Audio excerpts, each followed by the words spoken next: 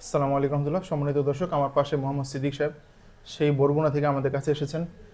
ওনার একটু কষ্টটা ওনার মুখে শুনবো। আপনার কি কষ্ট হয় বলেন তো একটু। আমার কষ্ট হয় দুদিনে কথা বলতে পারি না হুম। আর খাইতে পারতেছি না। কতদিন ধরে? এই 3 মাস।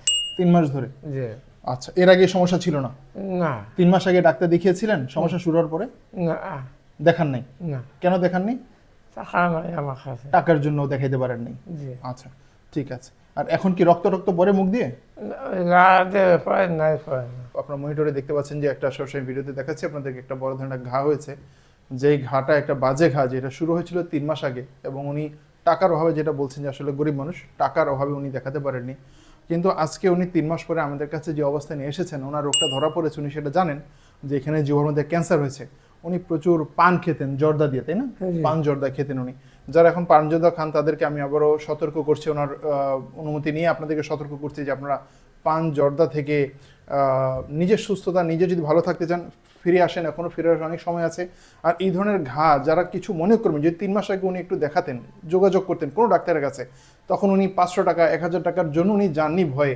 আজকে 3 মাস পরে উনি যে অবস্থা আমাদের কাছে এসেছেন, আসলে এখানে অনেক টাকার ব্যাপার চলে আসে। সরকারিভাবেও যদি উনি চিকিৎসা করতে চান, ওনার জন্য অনেক দীর্ঘসূত্রিতার বিষয় আছে, আমরা সবাই জানি, সেখানেও সিরিয়ালের বিষয় থাকে, এবং ততদিন এটা অপারেশনের বাহিরে, লেভেলের বাহিরে চলে যাবে। এটা একটা ক্যান্সার, এটা জিহ্বার ক্যান্সার, এবং যথেষ্ট পরিমাণে বেড়ে গিয়েছে। আজকে উনি তখন টাকা নিয়ে দেখাতে পারেনি, আজকে উনি যখন এসেছেন তখন অনেক টাকা নিয়ে উনি আসেননি হয়তো বা, কিন্তু এখন এমন একটা পর্যায়ে এসেছেন কিন্তু আরও অনেক টাকা ওনার চিকিৎসার জন্য খরচ হয়ে যাবে যদি চিকিৎসা করতে চান। সেই সামর্থ্য ওনার আছে কিনা আমি জানি না, তবে আমি আশা করবো যে আল্লাহ ওনাকে সুস্থ করে উনি চিকিৎসা গ্রহণ করতে পারবেন।